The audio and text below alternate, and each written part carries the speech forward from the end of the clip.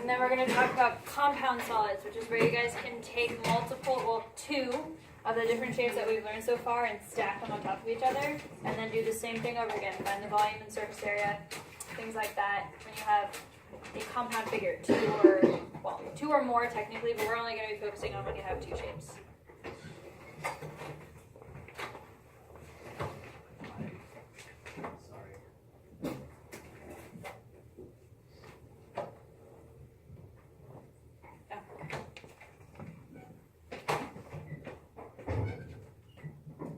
So let's start with the pyramid. So first of all, just to connect this to lesson 1, think about a cross section of a pyramid. If you guys were to do a vertical cross section of a pyramid, what shape would you get? A triangle, right? If you were to do the same thing for a cone, a vertical cross section, what shape would you get? Triangle. Now remember back on day 1, when we were looking at those formulas, what was special about the triangular prism that we had to kind of work with that was different from the others? The fact that it had triangles in it. What was something that we had to do for the triangular prism?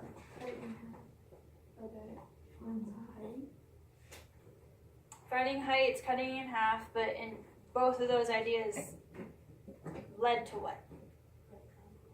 What about it? Pythagorean theorem. There you go.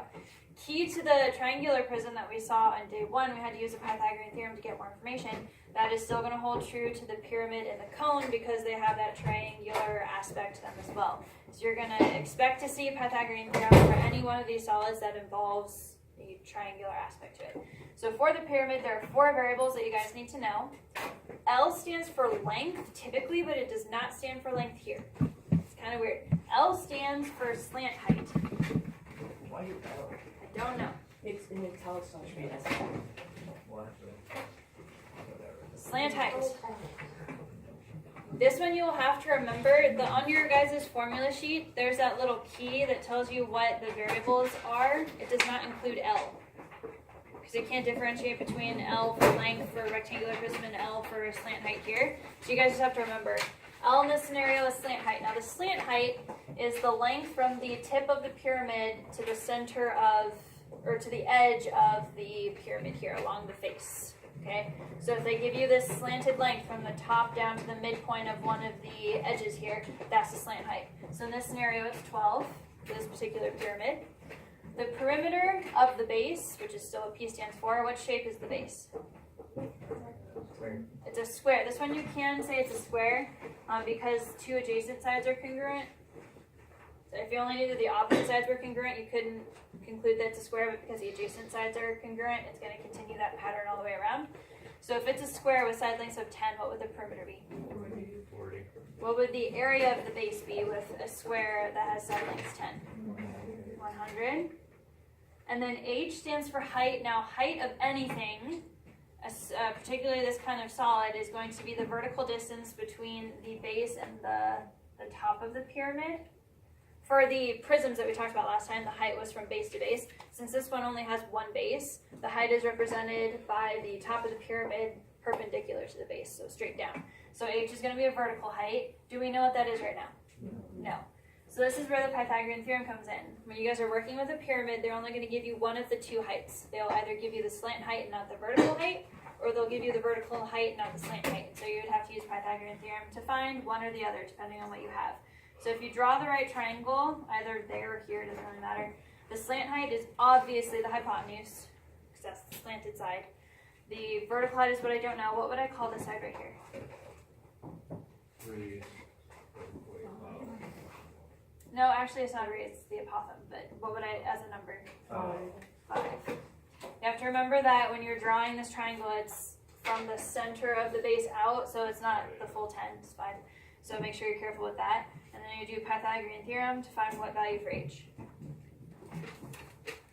10.9. Okay, so the real work, again, just like for the triangular prism, the real work and busy work of these kinds of questions is finding what these variables stand for. Once you know what they are, you can just plug them into the formulas really easily. Right, can everybody see the difference between the slant height and the vertical height? Understand the difference in the variables? Yes? They will not always draw the height, just like this one didn't draw the height in there. You can draw it yourself, or you can just automatically go to the right triangle. It doesn't really matter. All right, so the formula for the lateral area is 1/2 slant height times the perimeter. So what would that be? 240 millimeters squared. The surface area, again, to remind you of the definition, the surface area is going to be the lateral area plus any bases added on. Remember, the lateral is just around the sides. So the surface area is going to be that plus the square on the bottom. So we have the lateral area already plus the area of the base, which is 100. Gives you a total of 340 for the surface area. Make sure you understand the concept of lateral versus surface area, because that will be key when they give you word problems, so you need to figure that out. And then volume is 1/3 times the area of the base times the height, the vertical one.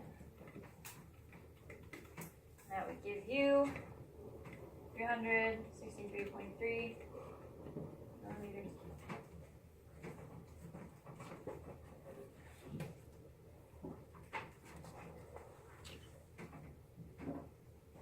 Okay, so that's the pyramid. Now, this is the most basic type of pyramid where the base is a square or a rectangle. It could either be a square or a rectangle depending on how the sides are working.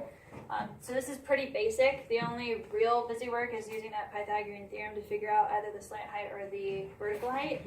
Pyramids can get much more complicated. And we're going to see one that is significantly more complicated than this. If they start making the bases polygons other than squares or rectangles, like a pentagon or a hexagon or beyond, then how would you find the area of the base? Do you guys remember when we talked about areas of polygons? The apothegm and all that? If you have to find the area of a polygon where the base is not a square or a rectangle, you can't just do side times side. If it suddenly becomes a pentagon or a hexagon, the formula is 1/2 perimeter times apothegm. So you'd have to do that whole thing that we learned in Unit 8. So these can get pretty complicated, and we'll see an example in a second. But the basic example is pretty straightforward. It just depends on what the base is that can really make or break the question. Alright, the last shape we're going to talk about is a cone. These ones don't really get that complicated. So a cone, again, the cross-section vertically would be a triangle. We have the radius is 6. The slant height is the same thing. It's L here, and it's again from the top of the cone down to the edge of the base. So you have the slant, obviously, is 10. And then to find the h, you'd have to use Pythagorean theorem. In this case, you can notice it's a triple. It's 3, 4, 5 times 2. Or you can do the work for Pythagorean theorem all the way through, whatever. You'll get 8. So again, it has that triangular aspect to it with a cross-section, so you have to use Pythagorean theorem. They will only give you one of the two heights, just like for the pyramid. So you have to find one or the other using Pythagorean theorem. So lateral area is just pi times the radius times the slant height. So real simple, 60 pi. Surface area, again, is going to be the lateral area, which is around the sides, plus the extra base on the bottom. That's where the pi r squared comes from. So that's going to be 36 pi for the circle base, plus the lateral area that we already found. Gives you a total of 96 pi for the surface area. Pi r squared, the 36 pi, plus 60 pi from the lateral area above. And then lastly, our volume is 1/3 times pi times the radius squared times the vertical height 8, which gives you another 96 pi. But how do I differentiate this 96 pi from the other one? This is cubic centimeters, not squared, so they mean different things. Okay? Everybody clear on the cone? It's pretty straightforward. Alright, so I want you guys to try this next cone, just to do a second example of the cone. I want you guys to do this one on your own, all the way through, and then we're going to pause and go through number 2. This is going to take us a while to get through example 2, because that's the more complicated pyramids that I was warning you guys about. So go ahead and do this cone real quick, question number 1, and then we'll work our way through question number 2.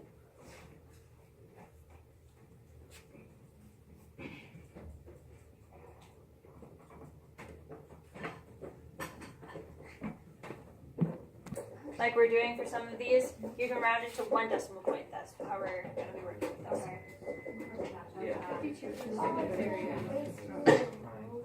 I mean, it's fine.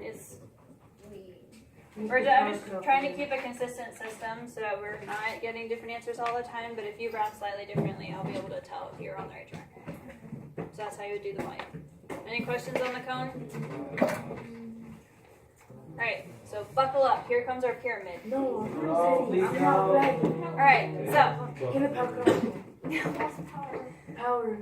I'll turn on my flashlight so you guys can see the board. We're still doing it. Alright, You don't even know the problem. It's not impossible. She has it right there. Where? Look, I'm Okay, being unburned. so what are the 4 variables that I need to know? LPBA. So I'm going to write down what I need to know, and I'm going to write down what I need to know along the side, and I'm going to slowly figure those out so I can plug them into the actual formulas, okay? So first of all, let's look at what we know in the picture. What is the 20? The 20 is the height. It is from the top of the pyramid down to the center of the base. That's your vertical height, so I know H. The 6 is one of the sides of the base. What is the base? It's a hexagon. There are 6 sides. So if I want to know what the perimeter is, 6 sides of 6 meters each. So the perimeter would be 36. Now, to find the area of the base and to find the slant height, I need to know the apothem first. Okay? In order to find either of those 2 things. So what I'm going to do... Why? Open the door. You're just going to stand there and be a distraction. Dad, don't do it. Dad, it's a serial killer. Turn the off. Stop. $5 to come back inside. Hurry up. What the heck, Brody? Did he even... Did you just Did you even... Just walked outside. You just had it. Okay. Can I see some Alright. What's inside? What shape is the base again? So as best as you can, we're going to try to draw. You technically don't have to, listen, you technically don't have to draw it, but it's going to make it a lot easier to visually understand what we're doing if you draw a hexagon. Okay? As best as you can. I'm drawing it like this because the orientation of it kind of smushed like this makes it really difficult to work with. So I'm just going to redraw it. So what we're going to need to, in order to find the area of the base, which is a polygon, you guys can see on your formula sheet, for a polygon, the area is 1/2 perimeter times the apothem, which is A. So we're going to have to find that. So just to remind you, the apothem is from the center to the midpoint of one of the edges. And if you recall from Unit 8, the way that we did this is we used a right triangle here. But what's interesting with this right triangle is I know I'm looking for the apothem, but you're only going to have one side. I don't know what the radius is, so I don't know what the hypotenuse is. All I know is this side right here, but what's happening to that side by, or what's the relationship between the apothem? It's half. So I have this side right here, which is 3. Okay. Now, again, if you think back to what we were doing with the apothem, I cannot use the Pythagorean theorem to find the apothem. I'm either going to use the 30, 60, 90 right triangle rules or trig, depending on what the angle is. Okay? I need to find this angle right here. Does anybody remember how we did that? Okay, so use 360 divided by the number of sides will give you the full central angle, and this is half of it. So if you're trying to find the central angle, it would be 60, right? But I only want half of that, so it's a 30 right here. All of this is in Unit 8, Day 5, I think, if you need to go back and review. So now we have a 30, 60, 90 triangle. A definition of apothem is 90 degrees right there. So what would the value of the apothem be? 3√3. Now remember, we're working with decimals throughout all of this just to make it easier for us. So you can start out by writing 3√3 if you want, but I think it's going to be easier if we write it as a decimal. So what's the decimal equivalent of 3√3? 5.2. Okay. So now we have the apothem that we need in order to find the area of the base. The area of the base, this hexagon, is 1/2 times the perimeter, which we know is 36, times the apothem, which we just figured out is 5.2. So what would the area of the hexagon, which is our base, what would that be? I need 3.6. Okay. Now the only thing we don't know right now is the slant height. I didn't want to draw it because there's so many like lines and dashed lines in here, it's kind of confusing. But I'll try to draw it and see if you guys can kind of see it. The slant height is from the top of the pyramid right along the middle of one of the faces to the center of that edge. You guys kind of picture that in your mind? So in order to find the slant height, you will have to use Pythagorean theorem. You have to be really careful on how you label. Okay, so clearly the slant height is what I'm looking for, so it's obviously my variable. What would that vertical side be? 20. The 20, right? Because we already knew what the vertical height was. Now this is where you have to be really careful. What's this? 3. 3. 5.2. It's the apothem. The slant, this is why I explained what the slant height was. The slant height is from the top of the pyramid to the middle or the center of the side, right? Didn't I just tell you that the apothem is from the center to the middle of the side? Yeah. So when you link these together to create that triangle, this is the apothem. Make a note for yourself. Make a note for yourself. The apothem needs to be found first. Okay? In order to find the area of the base or to find the slant height, the slant height is last. Okay? With this scenario, the slant height is last because you need to find the apothem first. So make a note for yourself. It's hard to see because of how slanty it is when you draw the right triangle in the 3D version. So that's why I just want to make sure you guys really understand. The slant height goes to the center of the side, and to connect with the height, you have to use the apothem. So doing Pythagorean theorem with the 20 and the 5.2, what would you get for L? The slant height. Okay. 20.7.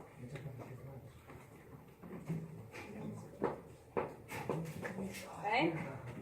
So that's the busy work. That's really all the effort that goes into these kinds of questions, finding that apothem, finding the area, using Pythagorean theorem to find that slant height. Once you get all of that out of the way, plugging into the formula is no big deal, right? So it's always the side work that's difficult, okay? So once you've successfully found all this lateral area is going to be 1/2 times the slant height that we found times the perimeter. So what would that be? 372.6 meters squared. Okay? And the surface area is that plus the base, which we already found, right? The area of the base was 93.6. So surface area is just whatever the lateral area was plus the base. So what would you get for that value? 466.2. And then finally our volume is 1/3 times the area of the base times the vertical height, 20.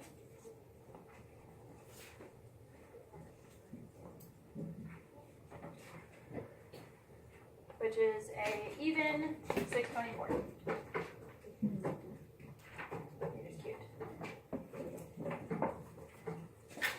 Of all of our shapes, this is the most difficult one. The pyramid with a non-square / rectangular base. Just it's long. It's nothing new. We've done apothem before. We've done Pythagorean theorem to death, right? It's nothing new. It's just a lot of steps. So make sure you're able to handle that when you see that scenario. Questions on that?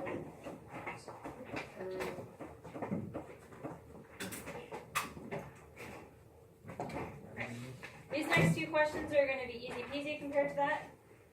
So for numbers 3 and 4, these are going to be more practice with solving backwards. So I've given you the value of either the volume, surface area, or lateral area, and you're going to be solving backwards to find the missing dimension. Now in each of these questions, they've called that x, but I would prefer that you guys turn that into the actual variable that you're looking for that's used in the formula. So for number 3, what is x really referring to? H. So why don't you go ahead and change that to an H. And then what have they told us about that shape? The volume is 1500. So I'm going to be using the volume formula. I'm going to plug that in. This is what shape? Pyramid. So the volume is equal to 1/3 times the base times the height. Now remember, the height is what we're looking for. Okay.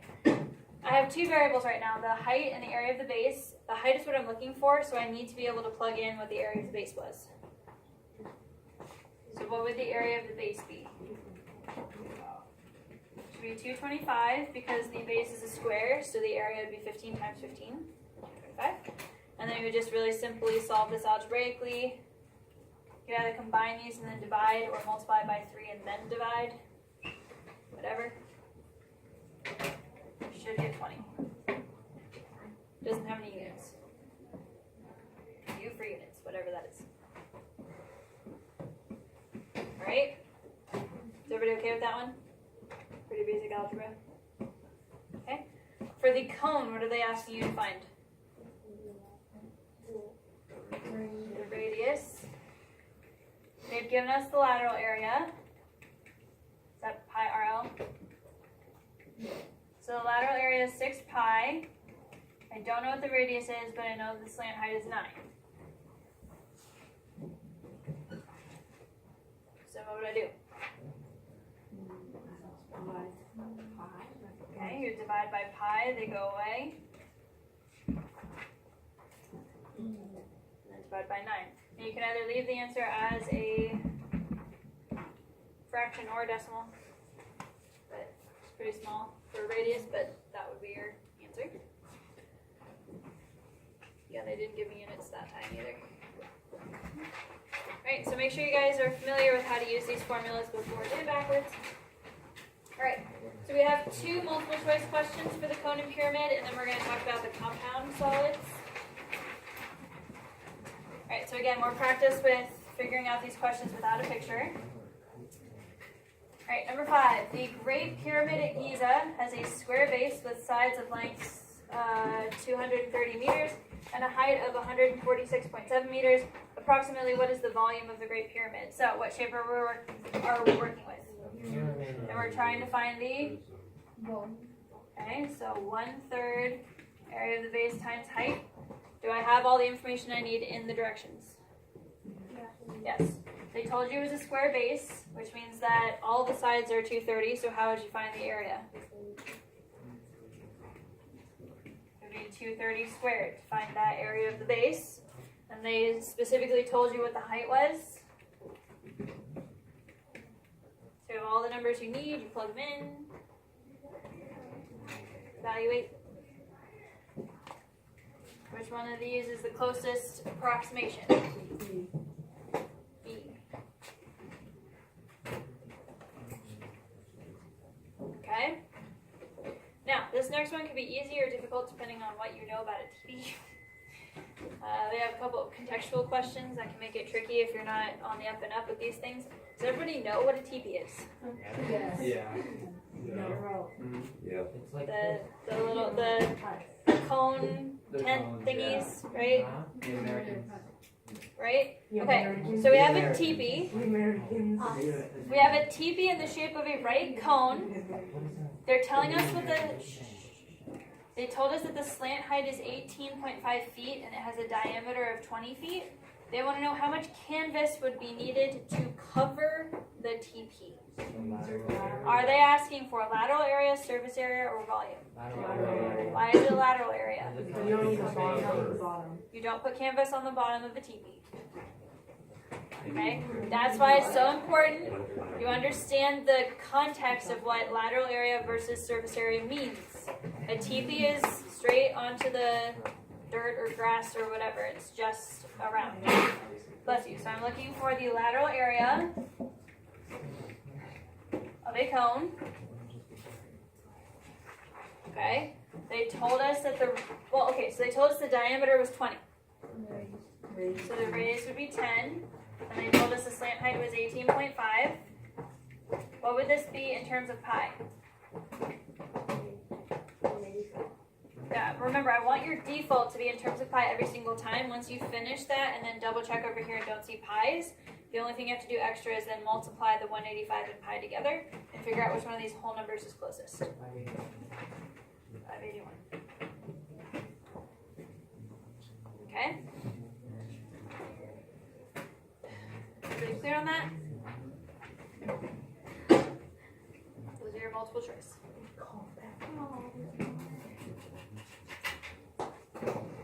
Alright. Our last concept that we're going to talk about is not any more difficult. It's just a little bit longer because it's like 2 questions in one. So when you guys are looking at compound figures, it's going to be 2 different shapes stacked together. I'm going to ask you to potentially find 2 things. I could ask you to find the volume, or I could ask you to find the surface area. To find the volume of a compound solid is very easy. You just find the volume of the first shape, the one on the top, you find the volume of the one on the bottom, and you add them together. It's very simple, okay? For the surface area, however, you cannot just find the surface area of the top, the surface area of the bottom, and add them together. Can anybody explain to me why? Yes?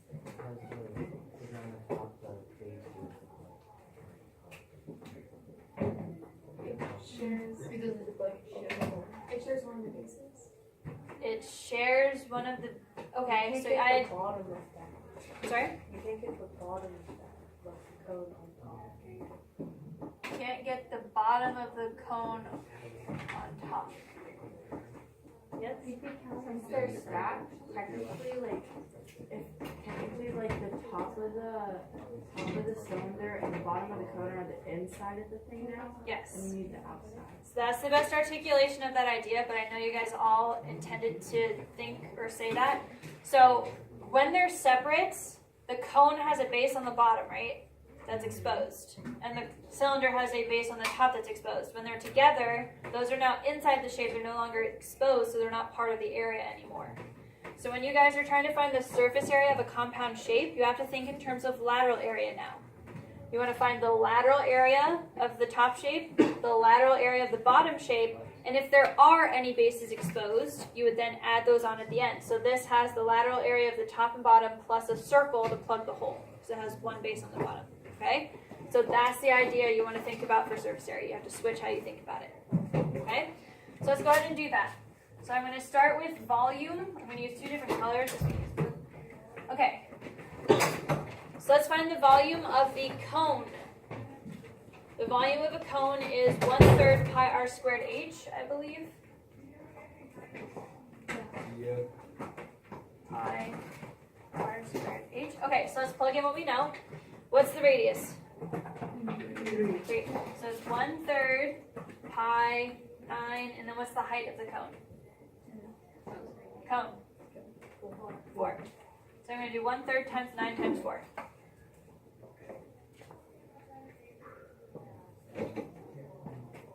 What's the total volume, all simplified, of the cone?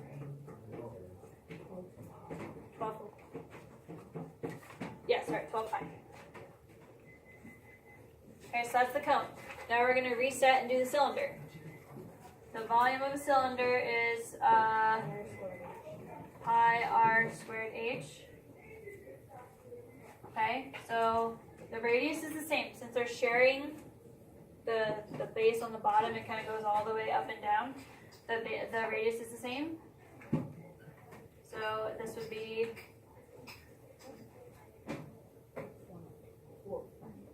nope, sorry, not 4. The height is now 10. Since we're switching to the cylinder, the height of the cylinder is 10. So this one would be okay. So what would the total volume be? And unfortunately, there are no units for some reason, so I'm just going to call units cubed. Alright, so again, very simple idea. Just find the 2 volumes, add them together. Okay? Now, for the surface area, if I ask for the surface area, you're going to switch your thinking to lateral this time.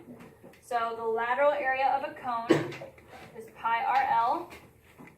Do I know what the slant height is? Yes. No, I don't. Not right now. No, the 4 is pointing towards the vertical. Okay? This is what I have though. So can I find it? Yeah. Using either the triple or the full process of Pythagorean theorem, you get that the slant height is 5.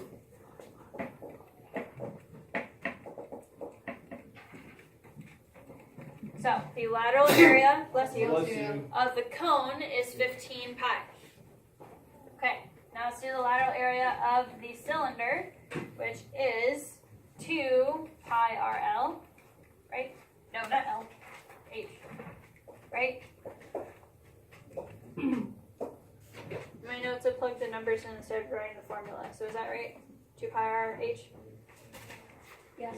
2 pi 310, so that gives you 60. So the cylinder is 60 pi. So I have the lateral area of the cone, the lateral area of the cylinder, that's the around. Now, in order to finish the lateral area, I also need the base.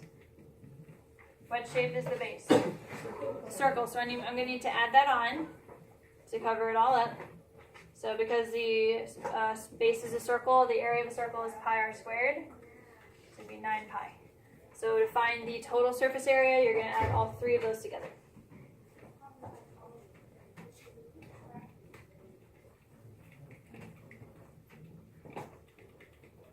So the surface area would be 84 pi units squared. Can't you just find the surface area of the cone and then do the lateral area of the cylinder? Technically, it just means you're dropping the base of the cone down.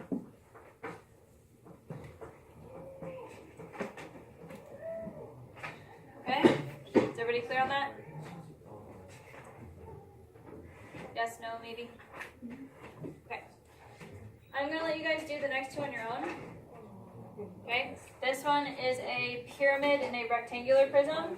And this is a hemisphere, of which you must have those formulas memorized in a cone. Alright, so go ahead and take a couple minutes to do those. I will, as time passes, put the answers on the board so you can check to make sure you are right. But go ahead and work on those for a little bit.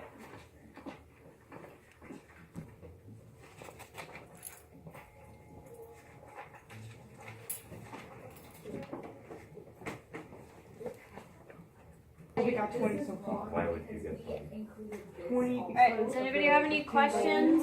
No. I will figure it out. If you don't just calculate it. Questions on these? No. No? Everybody's okay? Yeah. Oh, do you find the L for the pyramid? Is that height? Yeah. Like that. So the full length of the pyramid is gonna, or the side of the base is 2, so it lines up with a rectangular prism. So remember when you draw that right triangle on the inside, it cuts the side in half. So the vertical height's 2, this side of the triangle is a 1, so you would do 1 squared plus 2 squared, so the square root of 5 is a decimal, Okay. which is, 2.2. Yeah. Yeah. okay? And then one thing to note about this one right here, the hemisphere lateral area memorized, but also notice that this one doesn't have any exposed bases. So whereas these ones, you add the circle on the top, add the square onto the bottom on this one, this doesn't have any extra bases to add. So you just do the lateral area of the hemisphere, lateral area of the cone, and you're done. You don't have to add anything else. Okay?